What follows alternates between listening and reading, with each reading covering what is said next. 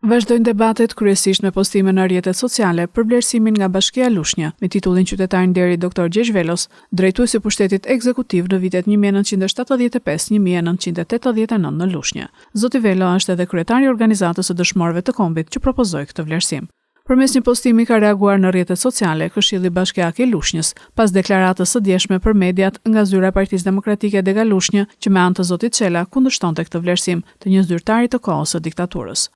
Në deklaratën e Këshillit Bashkiak thuhet se, nisur nga interesi i opinionit publik dhe ai mediatik, por edhe nga qëndrimet e disa aktorëve politik në lidhje me vendimin e datës 29 shtator 2025 të Këshillit Bashkiak Lushnjë për të nderuar me titullin Qytetarin deri të Lushnjës zotin Gjergj Velo, sqarojmë se vendimi me shumicë votash në Këshillin Bashkiak, ku kanë votuar vetëm 2 kundër, është marrë në fund të një procesi ku janë zbatuar të gjitha procedurat ligjore. Veç motivacionit për të nderuar zotin Gjergj Velo për të gjithë angazhimin dhe kontributin e tij në zhvillimin urban të qytetit të Lushnjës, Bashkia e Lushnjës, sikurse edhe në disa raste të tjera, i është drejtuar me një kërkesë për informacion në datën 9 tetor 2024 autoritetit për informimin mbi dokumentat e ish-sigurimit të shtetit, në lidhje me verifikimin e pastërtisë së figurës për kandidatin e propozuar për marrjen e titullit të nderit zotit Gjergj Velo. Në përgjigjen zyrtare të kthyer më 27 nëntor 2024, autoriteti konfirmoi pas verifikimit pastërtinë e figurës së kandidatit të propozuar për titullin qytetar nderi.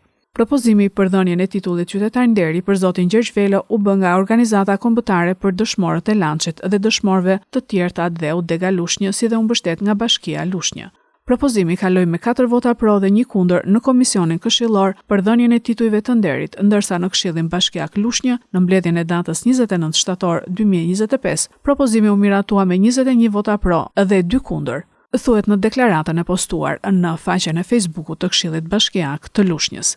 Kundër këtij vendimi votoi kryetari i grupit të opozitës në Këshillin Bashkiak, Klement Çela, dhe një antar tjetër i opozitës.